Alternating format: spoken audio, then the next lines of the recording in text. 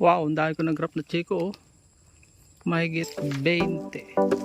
Yan, magandang buhay sa lahat. Ngayon po tayo ay nandito muli sa kabundukan. Tayo po ngayon ay magpapaugat ng chiko.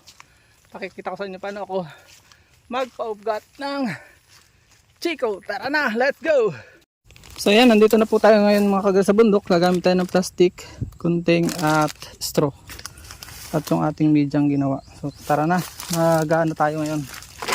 Magpa-plastic tayo. Magpapaugat po tayo.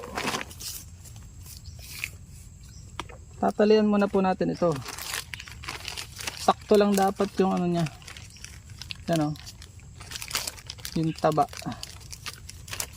Kailangan po yung open sa ibabaw. Ito lang i-demo ko sa inyo. Para lang may makita po kayo. Yan.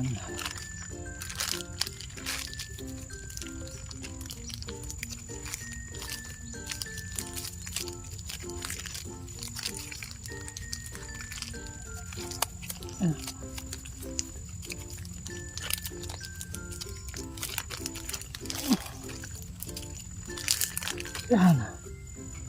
Tapos ito ay magtataan tayo ng tali. Maglalaan tayo ng clearance.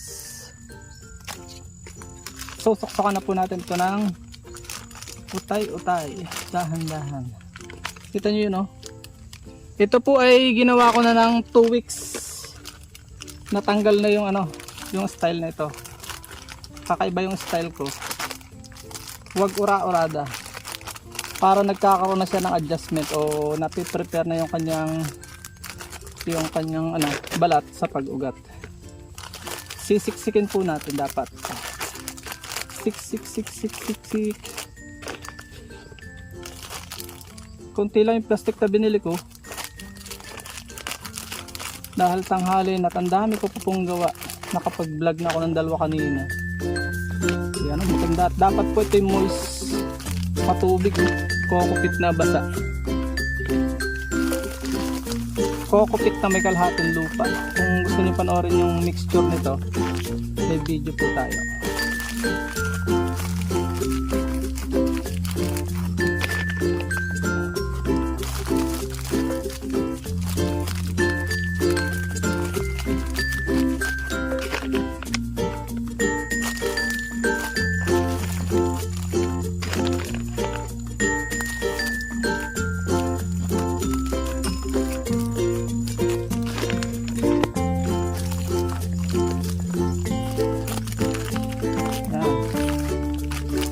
Konti lang magagawa natin dito.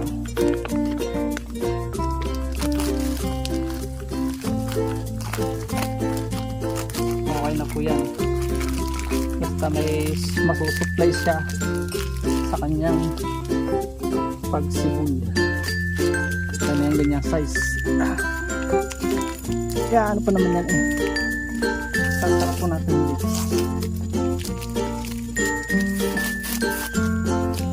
Tatalian natin dito para hindi siya magalaw.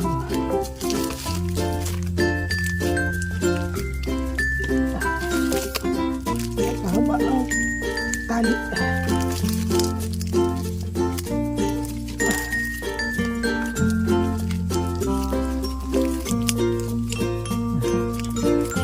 Ganyan.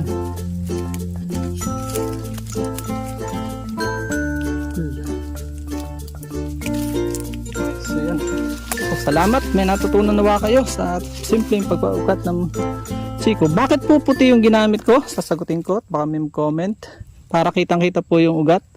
Since ito yung pambenta ko, ililipat ko pa po yun sa plastic, hindi ko dyan pananatilihin. So black PE bisa commercial, pero mas maganda ito, attractive sa buyer dahil para makita na ugat, may ugat talaga po yan. Yun naman ang pinopromote dyan yung ugat, kaya nga po siya markot. So yun lang. Paalam and God bless. Please support all Filipino vloggers. Pakita natin sa mundo ng kakasapal ng Pilipino. Paalam po muna sa lahat. God bless po sa lahat.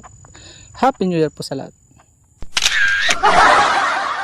At dyan po nagtatapos ang munti natin vlog. Kung kayo pinapagpala at mahilig kayo sa ganitong klase mga upload, please consider subscribing and hitting the bell icon so that you'll get notification sa mga upcoming namin videos. Ano po?